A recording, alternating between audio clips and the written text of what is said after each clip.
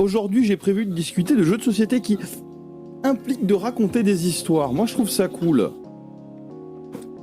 Comment j'ai adopté un gnou et comment j'ai adopté un dragon de Le Droit de Perdre, l'éditeur. Donc voilà, ce sont des petits jeux, hein, très faciles à transporter. 7 ans et plus, 20 minutes, 2 à 8 joueurs. Alors en gros, faut savoir lire. C'est tout en fait. Donc, enfin et même encore, faut même pas spécialement savoir lire. Donc pour moi, même en dessous de 7 ans, ça peut aller. C'est juste qu'avoir le focus de raconter une histoire du début à la fin, j'imagine qu'à partir de 7 ans, c'est plus simple. Donc en gros, c'est comment j'ai adopté un gnou, le jeu de base. Comment j'ai adopté un dragon, c'est genre la deuxième version pour avoir plus d'histoire, etc. Alors, qu'est-ce qu'il y a là-dedans ? On va mettre comme ça. En gros, donc l'objectif sera de raconter une histoire. Pour ce faire, on a 4 thématiques.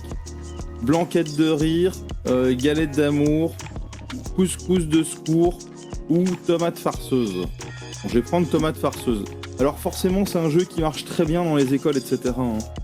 Donc dans la boîte, on a un petit carnet de règles et on a ceci, une petite liste sur laquelle on va venir mettre nos dés.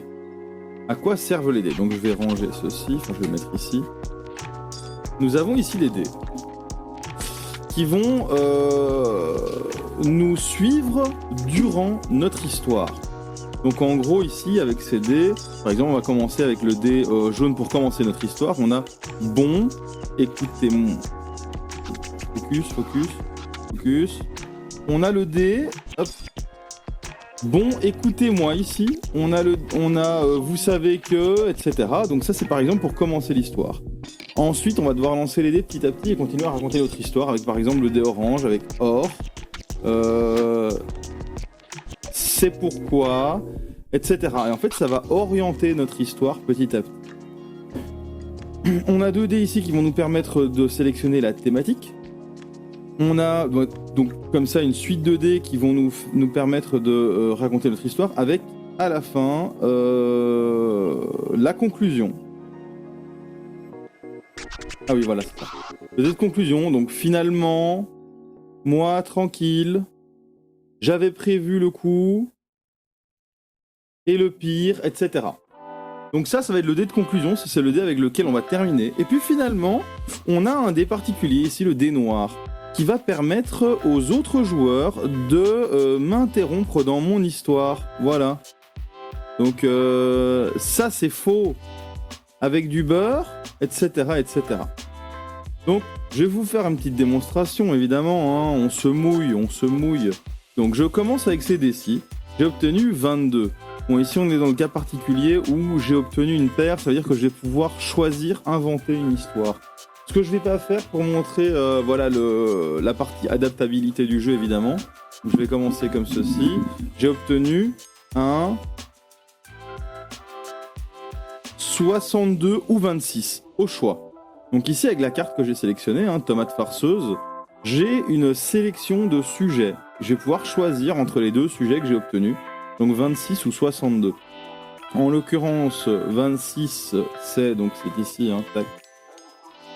En cuisine, j'improvise avec n'importe quoi. En fait, c'est la manière dont je vais commencer mon histoire. Et 62, c'est dans une autre vie, j'étais un dinosaure. Je vais prendre celle-ci. Dans une autre vie, j'étais un dinosaure. Alors, il me semble que c'est comme ça qu'on commence ou je regarde vite fait. Bon, écoutez-moi, dans une autre vie, j'étais un dinosaure. Or, c'est pas facile d'être un dinosaure. Non. Quand t'es un dinosaure, on t'ennuie, t'es gros, tu prends beaucoup de place, tu te cognes partout. Donc moi, je me baladais, hein, c'était le Crétacé. C'était ouf à l'époque. À l'époque, c'est bien simple, on savait s'amuser avec un bâton et avec un caillou. Quand tout à coup, hein, donc je me baladais, je me cognais au palmier, etc. Je fais tomber un ptérodactyle. Alors déjà, les ptérodactyles, ils se prennent pour des dinos, alors qu'en vrai, c'est pas des dinos. Donc faut savoir que dinosaure, étymologiquement, ça veut dire gros lézard. Hein, je suis même pas sûr que ce soit des lézards, ces bestioles. Donc, ce ptérodactyle tombe. Il me dit « Yo mec, tu m'as fait tomber de mon arbre. Qu'est-ce que tu vas faire maintenant ?» Il veut se battre. Il appelle tous ses potes et tout, tous ses potes ptérodactyles. Moi, je suis là, je me balade, j'ai rien demandé à personne. Et là, surprise, mon pote tyrannosaure. Mon pote tyrannosaure, Jackie le T-Rex. Jackie le T-Rex était justement dans le coin. Jackie, je lui dis « Mais mec, ça tombe bien. Ils me font chier là, les ptérodactyles, les ptérodactyloïdes. Bon, les ptérodactyles, ils disent mec, attends, un T-Rex, c'était pas prévu dans nos plans là. Calme-toi. À tout moment, donc les autres joueurs peuvent jeter le dé noir. Par exemple, ici, ils vont dire t'oublies pas un détail, c'est pour encourager, piéger. On a le droit de le faire 3 fois sur l'histoire.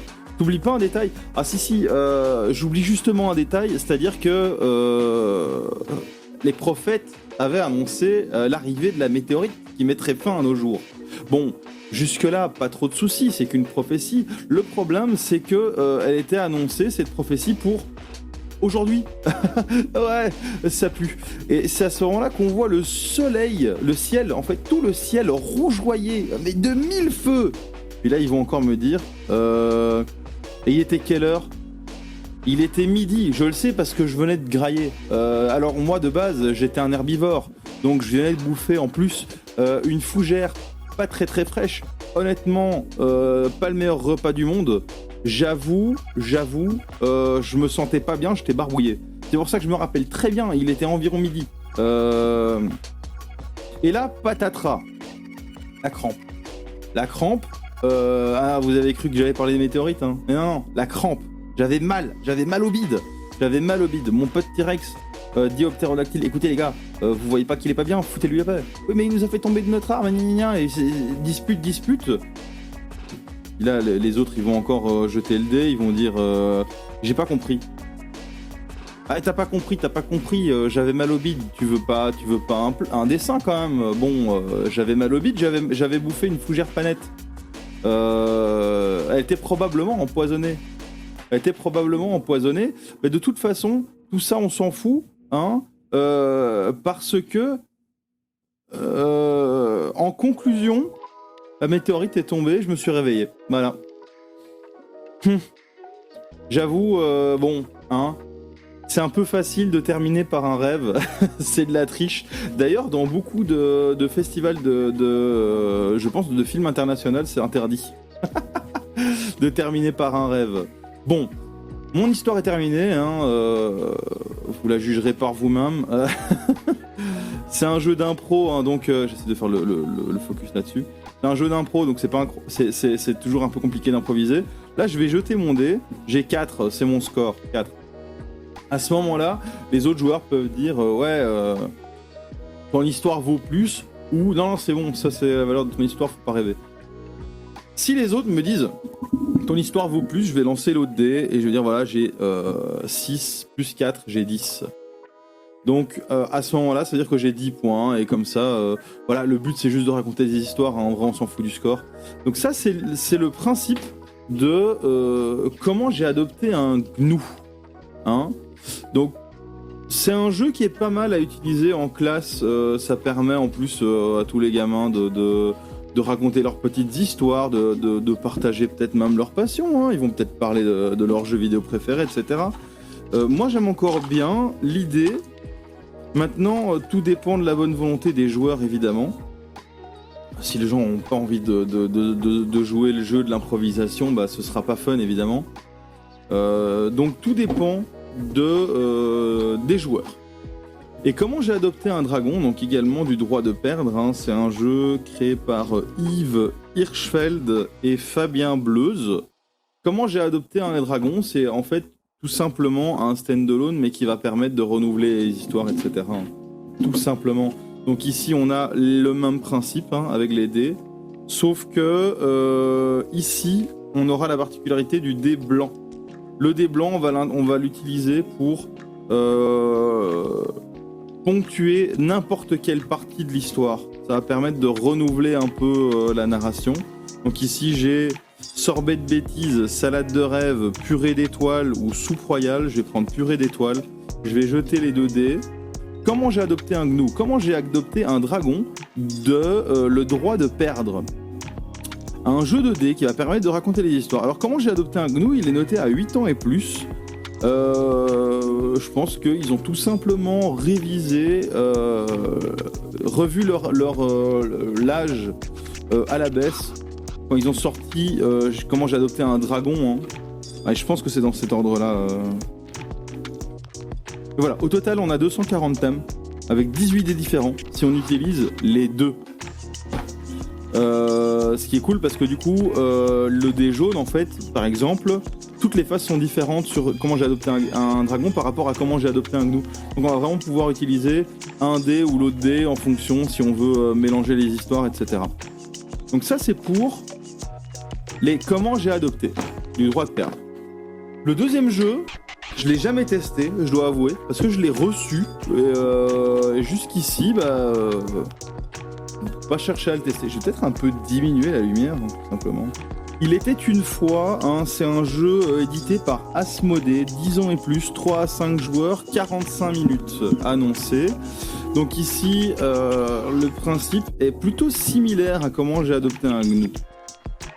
Sauf qu'ici, c'est pas un jeu de... Enfin, c'est un jeu où tout le monde doit jouer de manière simultanée. On a ici une pile de cartes avec des éléments. Alors les éléments, ça peut être... alors, je vais juste voir les catégories. Un événement. Donc ici, c'est un concours, par exemple. On a les objets, avec par exemple une couronne dans ce cas-ci. On a un aspect, beau, belle, par exemple. On a un lieu. Ici, c'est des souterrains. On a des personnages. Hein. Ici, on a par exemple un roi comme personnage. Et je pense que c'est tout. Donc, on va chacun avoir un certain nombre de cartes et on va devoir raconter une histoire en plaçant ces différentes cartes. De plus, il y a des cartes qui ont des effets spéciaux. Par exemple, celle-ci est une carte interruption. C'est-à-dire que je vais pouvoir interrompre l'histoire d'un autre joueur pour venir y placer ma carte interruption. Donc, le but est de raconter une histoire. Évidemment, le but n'est pas spécialement de gagner. Faut se détendre, on est chill. Il y a plusieurs joueurs. On va distribuer 11 cartes moins le nombre de joueurs par joueur, me semble-t-il. Hein. Donc ici, mettons... je vais pas mettre 11 cartes. Je vais dire, je vais mettre 5 cartes. Voilà, 1, 2, 3, 4, 5 et 2 joueurs. Voilà. En théorie, à 2 joueurs, ils auraient 9 cartes chacun. Donc ici, on a un joueur avec... alors... Qui organise un événement, qui rencontre... Ah oui, donc qui rencontre une hache comme objet, qui est révélée et qui se sépare. Donc, c'est pas très bien mélangé, mais bon. Ici, on a un personnage, c'est un cheval. On a un aspect, c'est voler. On a un cadeau, c'est un objet, qui est aussi une interruption. On a un lieu, la rivière, et on a un autre lieu, le village. Et chacun va recevoir aussi une manière de finir son histoire. Ici, par exemple, on a « Il comprit à quel point sa sœur lui était restée loyale. » Et ici, il la pardonna, mais ils se marièrent. Voilà. Donc, cette carte-ci est aléatoire. La carte donc qui finalise l'histoire est propre à chaque joueur. Et ensuite, pour les cartes histoire, tout simplement, on peut, par exemple, si on n'a plus d'idées, on peut passer... Donc jeter une carte et en récupérer une autre à la place. Mais en théorie, on ne touche pas non plus spécialement à ce paquet-là. Alors je regarde les règles en même temps, comme je le disais, j'ai jamais joué à ce jeu, je l'ai reçu et puis voilà. Donc on peut défier le compteur. Par exemple, si ça fait 10 secondes que le compteur ne parle plus, donc le compteur c'est la personne qui raconte une histoire, enfin qui est en train de raconter l'histoire, on peut lui dire, voilà, t'es en panne d'inspiration, donc quelqu'un d'autre va prendre la parole. Ou contradiction dans le récit. Par exemple, s'il dit le roi machin brol, mais que plutôt dans son histoire le roi est mort, ça va pas. Ou une stagnation de l'histoire. Si le type il essaye de gagner du temps en en bloquant l'histoire, bah clairement ça va se voir. Récitation de liste d'éléments aussi, ça peut être apparenté à de la triche dans ces cas-là. Et donc ici, voilà. On va débuter l'histoire tout simplement. Donc c'est... Attends, comment on choisit qui commence ? C'est tout con, hein. C'est... Gna gna. Donc le premier conteur commence son récit. Il peut commencer son histoire comme il le souhaite. Il n'est pas limité aux cartes de sa main. Dès qu'il mentionne un élément présent dans une de ses cartes histoire, il peut la jouer. Donc évidemment, le but n'est pas spécialement de mettre toutes ces cartes dès le début, hein. On peut tranquillement raconter son histoire. On sait juste que par exemple, il la pardonna, ils se marièrent. Donc ici, on peut dire, c'est l'histoire de Zeus. Alors Zeus, c'est quand même le dieu de l'Olympe. Le dieu de l'Olympe, c'est pas n'importe qui. Donc en gros, ce qui se passe, c'est qu'à la base, il y avait Chaos. Chaos a donné naissance à Gaïa, Gaïa la Terre, hein, qui se sentait seule, donc qui a créé Ouranos, le ciel. Ouranos et Gaïa ont commencé à faire des enfants, et là, c'est Gaïa donc qui rencontre Ouranos, en fait, tout simplement. Elle le crée, elle le rencontre. Donc à ce moment-là, ils vont faire des enfants, ils vont faire les titans, ils vont faire les hécatonchires, ils vont faire notamment aussi les géants, et plein de choses. Le problème, c'est que les géants et les hécatonchires et même les titans n'ont pas de place parce que Ouranos est collé à Gaïa, donc ils peuvent pas sortir. Gaïa a très mal. Donc en fait, ce qu'elle dit, c'est les gars, sauvez-moi. Hein, elle crée une serpe dans un métal particulièrement solide pour Chronos, hein, son titan préféré, hein, il me semble. Et donc Chronos va tout simplement attendre qu'Ouranos vienne, se servir de cette serpe pour lui couper le sgeg. Mais merde, cette lumière, c'est chiant. Il lui coupe le sgeg. À ce moment-là, c'est Ouranos et Gaïa qui se séparent dans d'atroces souffrances. Et là, l'autre joueur va peut-être utiliser sa carte interruption. Non. En fait, ce qui s'est passé, c'est qu'il a offert un cadeau à Gaïa, parce que quand on lui a coupé le sgeg, il a répandu sa semence dans la mer, et c'est comme ça qu'Aphrodite est née. C'est un véritable cadeau, en réalité. Donc ici, lui, il comprit à quel point sa sœur lui était restée loyale, hein, l'objectif. Donc, là, voilà, Aphrodite est née. Bon, on reviendra sur Aphrodite par la suite. Chronos, hein, va se mettre avec une titanide, et va commencer à faire des enfants. C'est une de ses sœurs, hein, donc c'est plutôt incestueux. Il va faire des enfants, dont notamment les dieux, Zeus, etc. On parlait de Zeus juste avant, voilà, il apparaît là. Sauf que, en fait, une prophétie, hein, dans un village, hein, on a une prophétesse qui va annoncer à Chronos que l'un de ses fils va lui prendre sa place. Sauf que Chronos, il n'a pas envie qu'on lui prenne sa place. Donc ce qu'il va faire, c'est qu'il va manger ses enfants un par un. À chaque fois qu'ils vont naître, il va les manger. Sauf que la femme de Chronos, à un moment, elle va dire non, elle est enceinte, donc elle va s'enfuir, elle va donner un caillou à manger à Chronos pour lui faire croire qu'il a mangé son enfant, et elle va se barrer avec l'enfant. Hein, elle va se barrer à l'aide d'un cheval, hein, avec un cheval comme ça, elle va partir avec le cheval. Ah bah merci Slit TV, c'est bien gentil. Merci bien, c'est mon premier beat depuis que j'ai commencé à streamer. Bienvenue sur ce live. Donc elle va prendre un cheval, elle va se barrer sur l'île de Crète et elle va donner naissance à Zeus. On peut dire que c'est un enfant volé à ce moment-là. Et là, par exemple, je trouve plus rien à dire. Donc l'autre joueur va dire hop. Il a une panne d'inspi, donc je vais reprendre la suite. Si tout le monde est d'accord, il va reprendre la suite. Donc Zeus est caché sur Crète, il va être élevé par, je sais plus par qui, par les heures, ou je sais plus. Il va être élevé, on va lui apprendre plein de choses. C'est surtout qu'à un moment, Zeus, c'est la prophétie qui va lui être révélée. On va lui révéler que Chronos a mangé ses frères et sœurs, etc. Donc ce qu'il va faire, c'est qu'il va rejoindre Gaïa, il va chercher un poison à donner à Chronos. Il va le donner à Chronos en cachette, et Chronos va recracher ses enfants. Donc dans les enfants, on a Hadès, on a Poséidon, on a Hera, on a Déméter, Déméter qui avait une hache à ce moment-là. On se demande bien pourquoi. Et donc, elle a utilisé cette hache. Ouais, non, ça marche pas. C'est incohérent. Et l'autre va venir, il va dire c'est incohérent. Artemis, elle a pas de hache. C'est une chasseuse.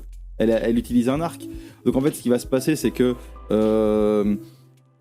Zeus, il va commencer à s'allier avec tous ses frères et sœurs pour combattre les titans, etc. Ils vont se battre, et ils vont gagner. Et Zeus va devenir le roi de l'Olympe. C'est à ce moment-là que Zeus va décider de prendre pour épouse sa sœur. Sa sœur qui n'est autre que Héra.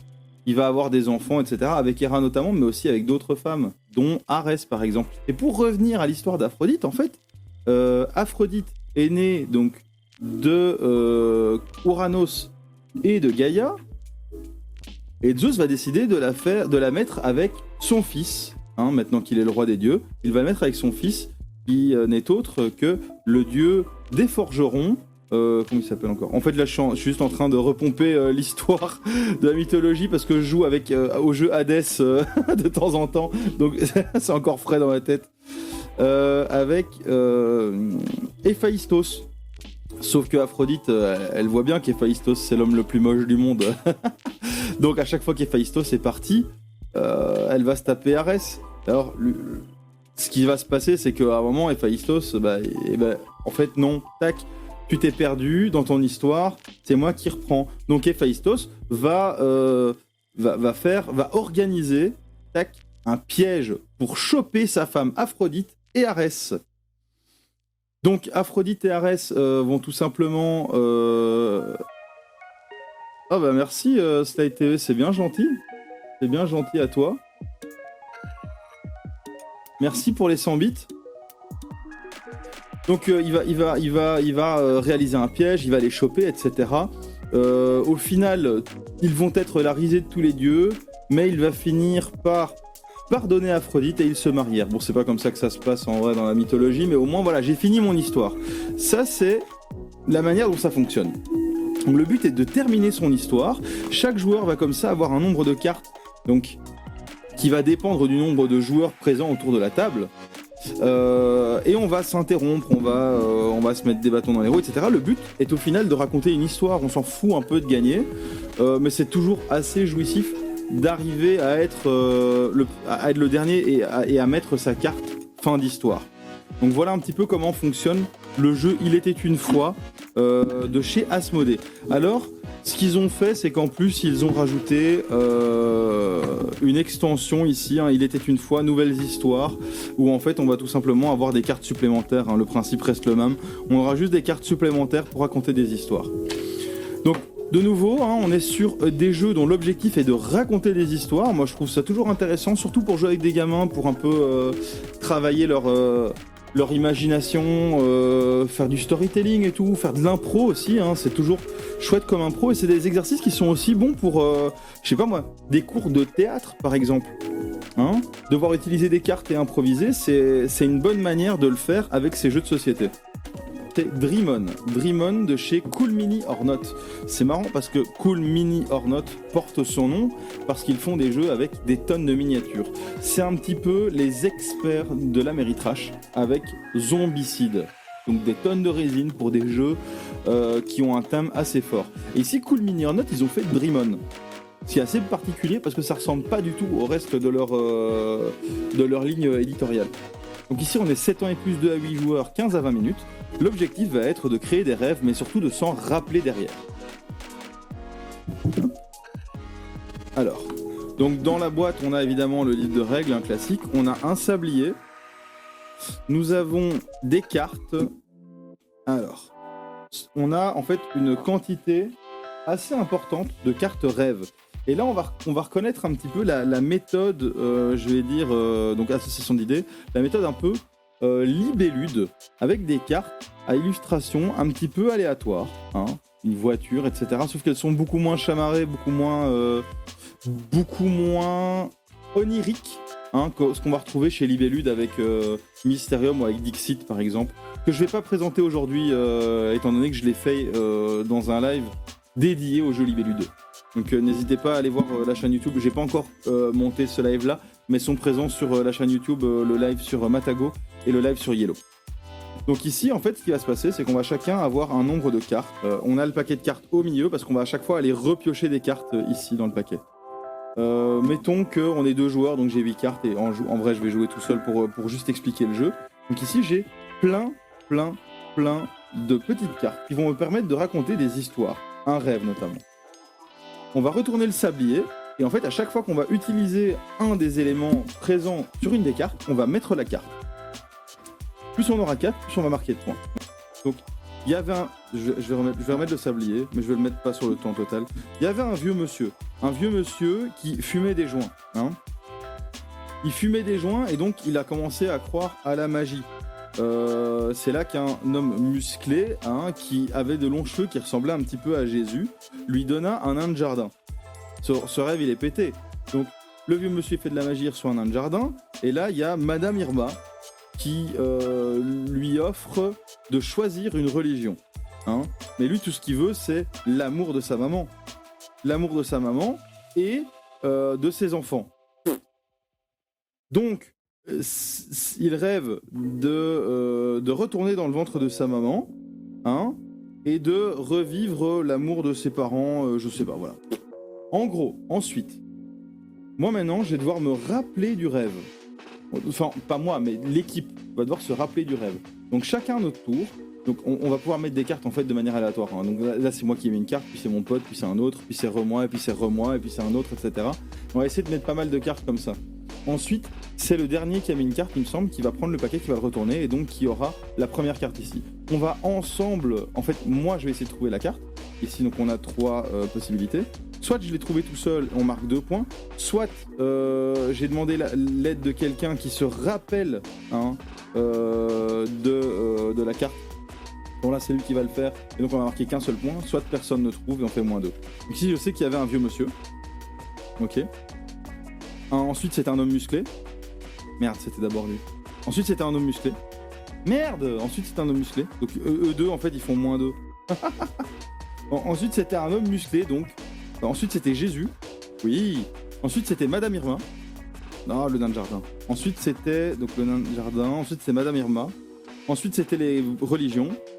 Ensuite c'était un enfant et une maman qui se font un câlin. Ensuite c'était une petite fille avec une baguette. Ensuite c'était une femme enceinte. Ensuite c'était... Après la femme enceinte c'était... un couple qui s'embrasse. Et ensuite c'était des lèvres. Voilà. Donc ici par exemple, j'ai réussi à me rappeler de ces différents rêves. Donc évidemment, plus le rêve a des cartes assez fortes, plus facile ça va être de se rappeler différentes cartes. Si j'ai un éléphant, un perroquet, etc., bah, ça va être plus simple de me rappeler des différents éléments. Et ici en l'occurrence, j'aurai donc 1, 2, 3, 4, 5, 6, 7, 8, 9, 10. Donc ça représente 20 points. Et si ça représente 6 points, donc 20 moins 6, 14. Bon, j'ai pas fait tout le sablier, hein. Mais en gros, ensuite on va voir quel est le score ici. Donc par exemple, j'ai 15 points ou moins, bah, dès votre réveil, les images de votre rêve s'estompent rapidement au cœur d'un brouillard mental. Vous passez la journée à ruminer. Donc plus on aura de points, plus on se souviendra de notre rêve. Et ça, c'est vraiment l'objectif. Il y a encore 2 variantes. Donc enfantillage, c'est tous les joueurs tentent de trouver les cartes ensemble. Donc à ce moment-là, ce sera +2, -2. Et donc il y aura pas, ce sera pas à chaque fois une personne dans le sens horlogique qui va devoir se rappeler de la carte. Et puis à cauchemar, aucun joueur ne peut piocher de nouvelles cartes tant qu'il n'a pas joué toutes ses cartes. Et c'est quand sa main est vide qu'il va piocher 3 nouvelles cartes. Donc au lieu d'à chaque fois jouer une carte, piocher une carte, jouer une carte, piocher une carte, lui on va devoir faire toutes ses cartes, puis reprendre toutes les cartes, puis refaire toutes ses cartes, etc. Donc ça c'est Dreamon. Ce qui est très chouette, c'est que ce jeu va travailler la mémoire. En plus de ça, il va travailler l'imagination. Et puis évidemment, on va devoir inventer un rêve. Donc il y a l'improvisation. Et donc dans les cartes ici, bah, on a voilà, un soleil, une valise, un stop. Donc voilà, j'ai trouvé des chaussettes. Donc je voulais partir en voyage au soleil. Dans ma valise, j'ai donc mis des chaussettes. Mais attention, hein, on m'a dit stop, ta valise est trop lourde. Du coup j'ai appelé la compagnie, sauf que la compagnie m'a dit c'est normal, il y a des pirates. Des pirates? Bah oui, dans un bateau pirate. Dans un bateau pirate? Oui, à la plage. Et en fait ce qu'ils ont fait c'est qu'ils ont enterré ta valise. Donc il faut la retrouver maintenant, c'est pour ça qu'on l'a pas. Mais là il fait nuit noire, moi je suis fatigué, j'ai juste envie de prendre l'avion, etc., etc. Donc il va falloir improviser avec toutes les cartes, il y en a vraiment beaucoup. C'est ça qui est assez chouette dans ce jeu. Et donc c'est un jeu, donc comme je le disais, qui va travailler l'imagination, la coopération, la mémoire. On a évidemment un temps imparti, ce qui va être le challenge du jeu, en plus de évidemment l'improvisation. Donc ça c'est clairement un jeu que je mets dans la catégorie des jeux qu'il nous faut raconter des histoires. En même temps, qu'est-ce qu'il y a de plus perché que des rêves, n'est-ce pas? Alors dans les jeux que je n'ai pas ici, qui racontent, qui utilisent la mécanique des rêves, il y a également When I Dream. Alors pour rester dans les jeux qui marchent avec les enfants, avant de passer à un jeu qui marche moins avec les enfants, on a celui-ci. Donc Imagine Famille. Alors ici c'est moins, l'idée est moins de raconter des rêves, de raconter des histoires. On est beaucoup plus sur un Pictionary en fait. Mais sur un Pictionary différent, voilà. Donc on a un plateau qui va nous permettre de représenter des différentes choses. Donc on n'est pas vraiment sur raconter des histoires, mais je trouve intéressant de le présenter dans ce cadre. Par contre, je vais devoir prendre un peu plus de recul. Donc ici, j'ai mon plateau sur lequel je vais pouvoir faire deviner des choses. Donc dans la boîte, en fait, j'ai des inserts avec différents paquets de cartes. Les cartes peuvent être mélangées, c'est pas spécialement 3 paquets qui doivent rester distincts. Donc oui, je l'ai même pas ouvert. C'est un unboxing en même temps, incroyable. Alors, il existe également la variante un peu moins... en fait, je vais expliquer à la fin. Mais il existe Imagine aussi. En fait, Imagine Famille est relativement récent par rapport à Imagine, qui était là avant. Alors, pourquoi est-ce que je dis que ça ressemble à Pictionary? Eh bien parce que l'objectif va être de faire deviner quelque chose, un mot par exemple, aux gens autour de moi. Que ceux qui devinent vont marquer des points. Et que si j'arrive à faire deviner, je vais marquer des points. Sauf qu'au lieu de dessiner, on va utiliser ceci. Des images transparentes qu'on va pouvoir superposer. Ici, j'ai 3 options, avec en fait un indice. Moi, je vais pouvoir choisir en fonction de l'indice. Il y a ça se tient dans la poche, au cinéma, ou c'est un animal. Je vais commencer ici par au cinéma. Là, j'ai différents éléments. Donc, une caméra, un fauteuil, un réhausseur, un ticket ou une glace. Et là, en fait, je vais tout simplement devoir choisir l'un d'entre eux et le faire deviner. Le premier qui devine marquera un point. Si j'arrive à faire deviner, évidemment, je marquerai un point. Il n'y a pas de temps limite. Donc, par exemple, je vais prendre une glace. Mon objectif va être de représenter une glace ici à l'aide des transparents. Donc, je peux prendre ceci. Alors, comment est-ce que je peux représenter une glace? Je vais mettre ça comme ça, hop. Un cupcake dans un pot, ça peut faire penser à une glace. Je vais prendre ceci. Je vais leur dire, je sais pas moi. Et là, en fait, ils vont pas arrêter de dire des mots. Moi, ça va m'oppresser de ouf. Et il faut aller vite. Enfin, faut aller vite. Non, faut pas spécialement aller vite en soi. Y a rien qui oblige d'aller vite. Mais bon, on va pas rester pendant des heures sur un truc. Voilà, je sais pas moi. En fait, ça ressemble à une sucette, donc à une glace. Ici, je peux tout simplement prendre un enfant. Hop. Je peux dire, l'enfant, il mange ça, quoi. C'est une glace. Tu vois? Je peux dire ça, par exemple. Ça. Là, les gens vont peut-être commencer à se poser des questions, à essayer de deviner que c'est une glace. Etc., etc. Si je prends un dessin animé, j'ai La Belle et la Bête. Ah, ça c'est plus intéressant. Blanche-Neige, Monstres et compagnie, Le Monde de Nemo ou Là-haut. Je vais prendre Monstres et compagnie. Donc, Monstres et compagnie, déjà, je peux prendre lui. Il me fait penser un peu à Sully. Pour Monstres et compagnie, on a donc Bob Razowski, ou Mike Razowski, en fonction de la langue dans laquelle on le regarde. pour ça, je sais pas, je vais faire... Je sais pas, là s'ils arrivent à deviner, ils sont forts, hein, mais en vrai, c'est devinable, non? C'est vert, c'est un œil là, c'est rond, c'est un œil. C'est des monstres, monstres et compagnie. Il y a écrit un dessin animé. Ici un jeu vidéo, ah cool un jeu vidéo. Minecraft, Mario Kart, Just Dance, Pokémon ou FIFA. Je mets des roues. Ah, ça commence là.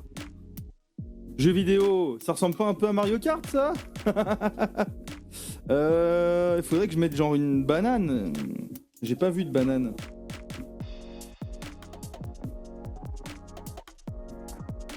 Pas vu de banane là.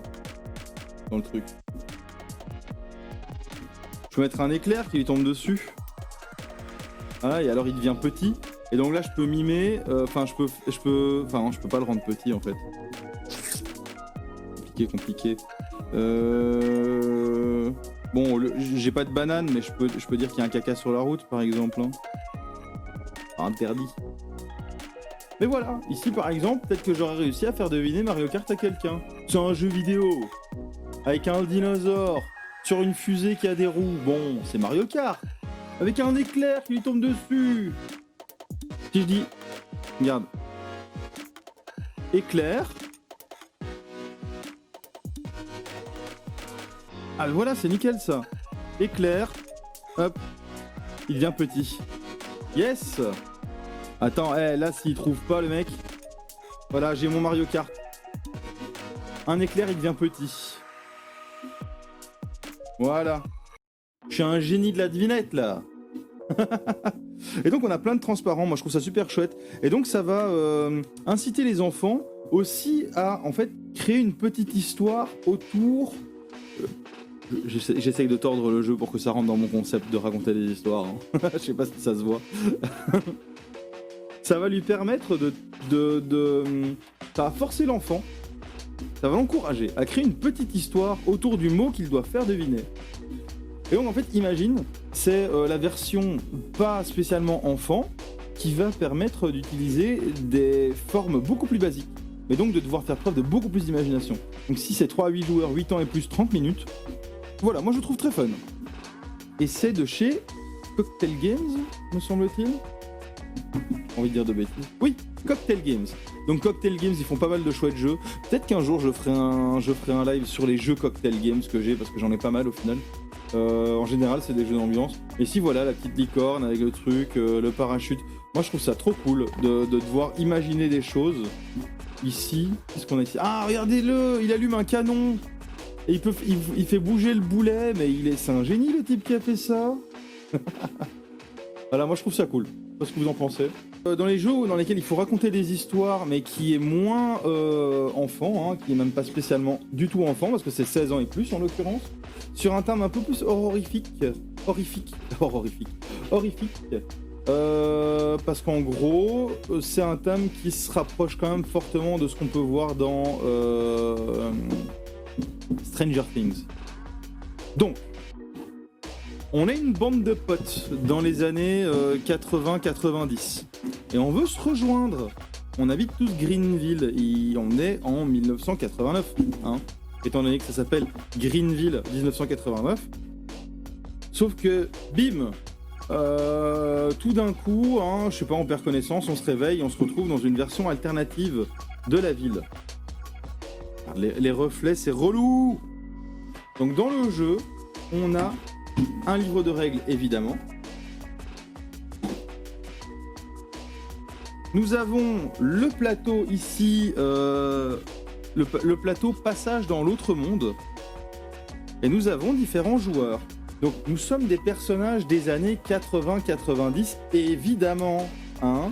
Donc nous avons Marty, avec cette espèce d'esthétique très Tron. Hein. Marty, Cindy, la geekette, Brandon, le bully, Kim, évidemment, parce qu'il faut toujours une asiate dans les films des années 90, Manel et Julius, le geek.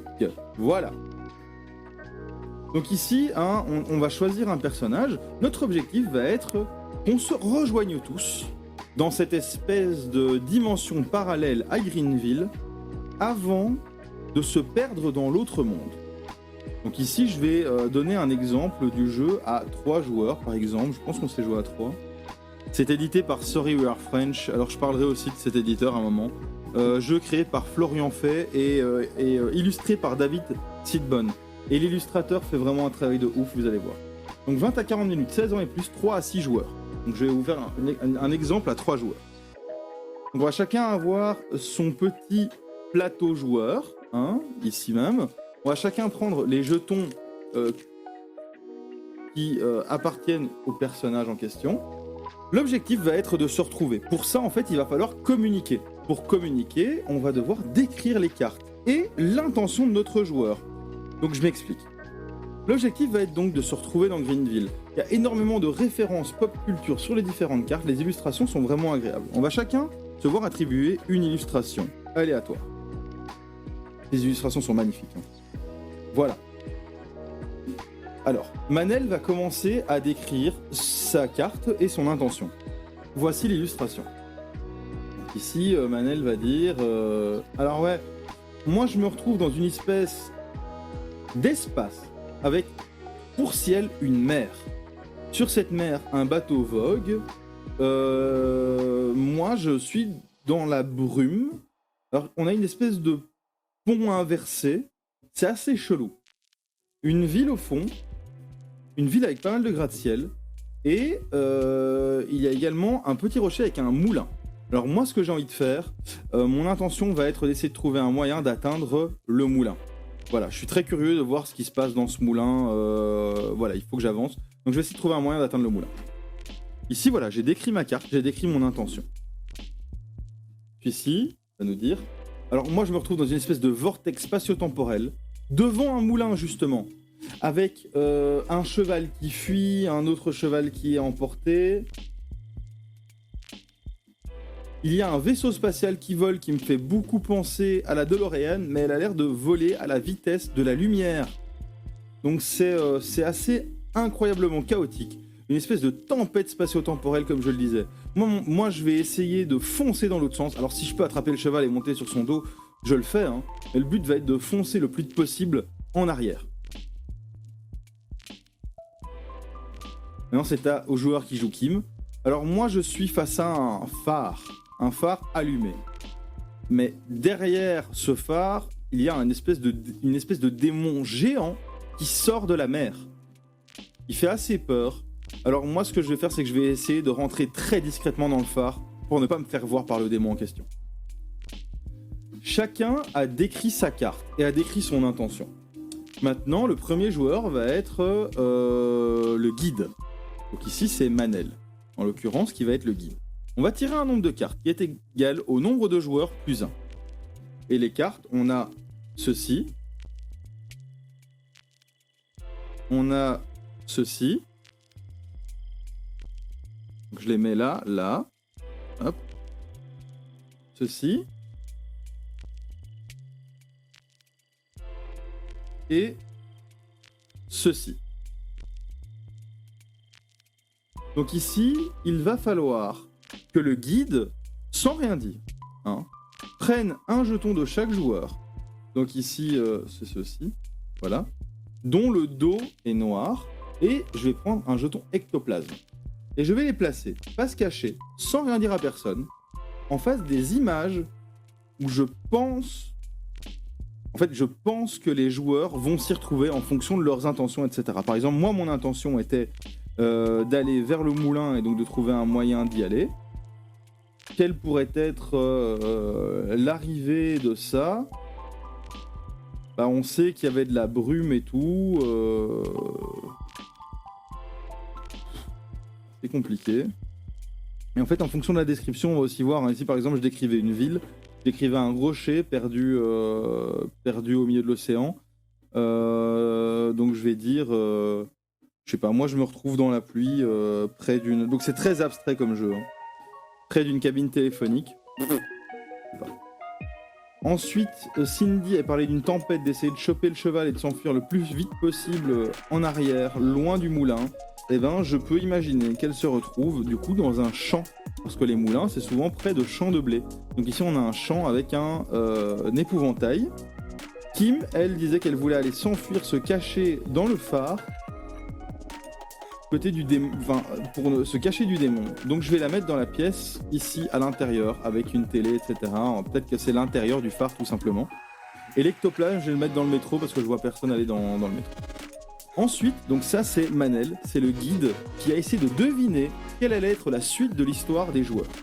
Maintenant, c'est aux joueurs de discuter ensemble et de mettre les jetons là où ils pensent que le guide les a mis. Donc ici, Cindy et Kim vont réfléchir, vont avoir peut-être la même réflexion par rapport à Cindy que le guide, donc c'est-à-dire Cindy s'est retrouvée face à un moulin, elle a voulu partir en arrière, elle s'est retrouvée dans un champ, on dit oui. Peut-être que Kim va se dire, bah moi j'étais près d'un moulin, j'essaye de m'enfuir discrètement, bah peut-être qu'à côté du moulin il y a une cabine téléphonique, en tout cas il a l'air de fort pleuvoir et tout, moi je serais près de la cabine téléphonique. Et puis il dirait, bah Manel essayait d'aller vers le moulin, bah disons que peut-être que dans le moulin, bah elle se retrouve dans une pièce, voilà, et donc l'ectoplasme serait là. Donc ici on a cette situation, où en fait le guide a mis ses différents jetons là où il pensait que l'histoire allait mener les joueurs, et les joueurs ont mis un jeton là où ils pensent que le guide pensait que leur histoire allait... Soit, vous avez compris. Ici, on va comparer. Là, ok, tout le monde a raison. Ici, ok, Cindy a raison, donc qu'est-ce qui va se passer? Donc le guide et les joueurs sont d'accord. Cindy va récupérer cette carte, et elle va avancer dans son histoire. Donc on prend la carte, et on la pose sur la carte précédente. Ici, pour Kim, le guide et les joueurs ne sont pas d'accord. À ce moment-là, Kim va devoir avancer d'une case vers le passage qui le mène à l'au-delà. Manel. Enfin, Kim. Kim et Manel. Les deux se sont trompés. Donc Kim et Manel vont avancer d'une case, simplement. Et là, en gros, si les joueurs arrivent en bout de chemin, ils se retrouvent dans l'autre monde. Si ne fût-ce qu'un seul joueur arrive en bout de chemin, c'est terminé. Pour que la partie soit gagnée, il faut que les 4 joueurs, enfin que tous les joueurs, aient 4 cartes dans leur pile d'histoire. Donc maintenant, ces cartes-ci vont être défaussées, et on repart sur l'histoire. Donc maintenant, on a Kim, qui donc se trouve toujours face à ce démon, et donc il va devoir donner plus de détails pour qu'on puisse deviner un petit peu quelle va être la direction qu'elle prend. Nous avons par contre Manel qui va devoir de nouveau donner aussi également plus de détails. Et nous avons Cindy qui a une nouvelle carte. Donc Manel va peut-être changer ses intentions. Donc ici, elle va peut-être dire « Ok, donc moi je vois bien que atteindre le moulin va être impossible parce qu'en fait en dessous de cette brume, on dirait que c'est le vide. Donc si j'observe bien la carte, je me dis que si j'escalade les piliers du pont, je peux peut-être me retrouver dans la mer et atteindre le bateau. Ce bateau va peut-être me permettre de m'enfuir. Donc ce que je vais faire, c'est que je vais essayer de trouver un moyen d'atteindre le bateau. Donc, mon intention est d'aller au bateau. Voilà, j'ai changé mon intention. Cindy, elle a ceci. Alors moi, je suis dans un champ. Il y a une citrouille qui émet une lumière bleue. Donc apparemment, dans la citrouille, il y aurait une flamme bleue. Hein, c'est pas la seule citrouille. On a également un parapluie qui vole en fond et un épouvantail qui fait assez peur dans le champ. Donc moi ici, je suis dans un champ, il fait très sombre. Mon intention, je vais essayer de... Il n'y a rien qui m'effraie, donc je vais essayer de continuer d'avancer et essayer de retrouver mon chemin. Ok? Donc voilà. Et Kim, ici, elle est toujours face à ce démon. Donc voilà, de toute évidence, c'est assez compliqué d'arriver jusqu'au phare.